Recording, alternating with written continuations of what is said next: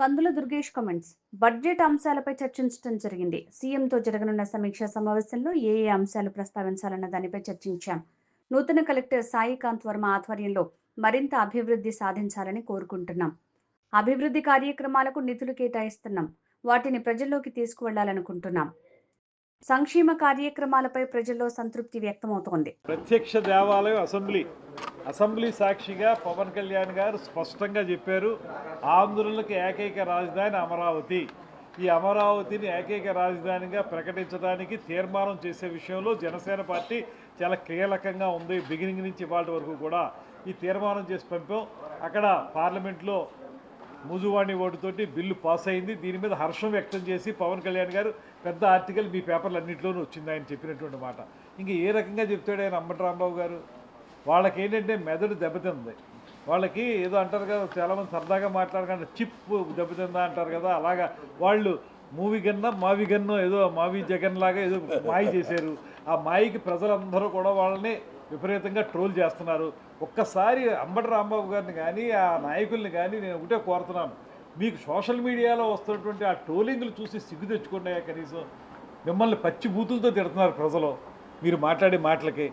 కనీసం మీరు పాత పద్ధతి కూడా మాట్లాడట్లేదు. మేము ఒక స్టాండ్ మీద ఉన్నామని చెప్పడానికి రోజుకో స్టాండ్ తీసుకుంటున్నారు. మీరు రోజుకో స్టాండ్ తీసుకొచ్చి ఏదో అక్కడ కలపండి ఇక్కడ కలపండి అంటారు. ఇవాళ ప్రజలందరూ కోరుకునేది అమరావతి మాత్రమే. అందరికీ సెంట్రల్ ప్లేస్లో ఉంది, కనెక్టివిటీ ఉంది. అటుపక్క చిత్తూరు నుంచి శ్రీకాకుళం వరకు ఎవరన్నా రావాలంటే సమదూరంలో ఉంది. ఒక అద్భుతమైన నగరంగా తయారు చేయడానికి ముఖ్యమంత్రి గారు అహర్నిశలు శ్రమిస్తున్నారు. రాబోయే రోజుల్లో ఇది మా ఆంధ్రుల రాజధానిని గర్వంగా చెప్పుకునేంత స్థాయిలో తయారవుతుంది. మీరు మధ్యలో ఆ 5 సంవత్సరాలు వచ్చి నాశనం చేసే తప్పితే లేకపోతే ఈ పాటికే అమరావతి మా రాజధానికి అద్భుతంగా ఉండేది. దయచేసి మీకేదో భాష ఉందనో లేకపోతే గట్టిగా మాట్లాడగలమనో లేకపోతే అరుపులు కేకలు చేయగలమనో బూతులు మాట్లాడగలమనో నోటుకు వచ్చినట్టు మాట్లాడద్దు అనేటువంటి మాట తెలియజేస్తాను.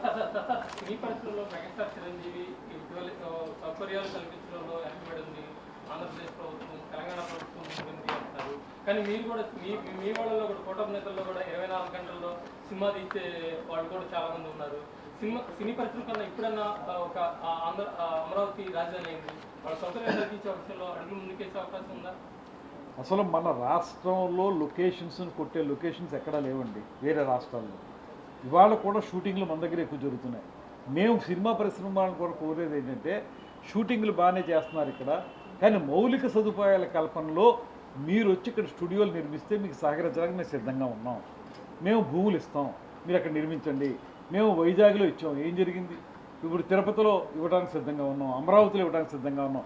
ఎక్కడైనా సరే ఒక స్టూడియో కానీ, రికార్డింగ్ థియేటర్ కానీ, రికార్డింగ్ థియేటర్ కానీ, డబ్బింగ్ థియేటర్ కానీ ఇటువంటివి సినిమా పరిస్థితి చెందిన వాళ్ళే కట్టాలి, లేకపోతే బయట ప్రైవేట్ వ్యక్తులు రావాలి. గవర్నమెంట్ కట్టదు కదా అవి. అటువంటివి వచ్చి మీరు చేయండి, మీకు సంపూర్ణమైన సహకారం ఇస్తాం. ఎక్కడా కూడా హ్యాజల్ ఫ్రీగా మీరు వచ్చి అడిగితే చాలు లైసెన్స్ ఇవ్వడానికి కానీ సింగిల్ విండోలో ఇవ్వడానికి కానీ సిద్ధంగా ఉన్నాం.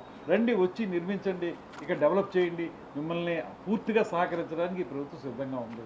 దాంతోపాటు ఇవాళ చాలామంది ఔత్సాహికులు వచ్చి ఇక్కడ షూటింగ్లు తీసుకుంటున్నారు. వాళ్ళకి ఎప్పుడూ కూడా ఏ ఇబ్బంది లేకుండా ఎక్కడ పర్మిషన్ కావాలంటే అక్కడ పర్మిషన్ ఇస్తున్నారు. వెంటనే ఫ్రీగా చేసుకోవడానికి అన్ని రకాల సౌకర్యాలు కల్పిస్తున్నాం. నన్ను ఎంతోమంది అప్రోచ్ అవుతుంటారు. అదేవిధంగా సినిమాలు మీరు నిర్మించినప్పుడు సినిమాలు తీస్తే ఆ సినిమాలని మీరు కొంచెం ఎక్కువ బడ్జెట్ అయింది కాబట్టి మాకు ప్రైస్ పెంచమని అడిగితే కూడా ఏ రోజు కూడా ఈ ప్రభుత్వం ఎక్కడా ఆపలేదు. పూర్తి స్థాయిలో మీకు సహకరించి బడ్జెట్ పెరిగిన సినిమాలకి ఎక్కువ రేట్లు పెట్టుకోవడానికి, ప్రీమియర్ షోలు వేసుకోవడానికి కూడా సహకరిస్తున్నాం. ప్రభుత్వం పూర్తిగా సహకరిస్తుంది. నంది అవార్డులు కూడా త్వరలోనే మేము తప్పనిసరిగా అనౌన్స్ చేసినవి ఇస్తాం. వాటితో పాటు కొత్తవి కూడా ఇస్తాం. దాన్ని కూడా ఒక లైన్లో పెట్టడానికి ముఖ్యమంత్రి గారు సుముఖంగా ఉన్నారు. మాకు స్వయానా కళాకారుడైనటువంటి ఉప ముఖ్యమంత్రి గారు పవన్ కళ్యాణ్ గారే సాక్షాత్తు ఉప ముఖ్యమంత్రిగా ఉన్నారు కనుక అది కూడా మేము చేపట్టి తప్పనిసరిగా చేస్తాం.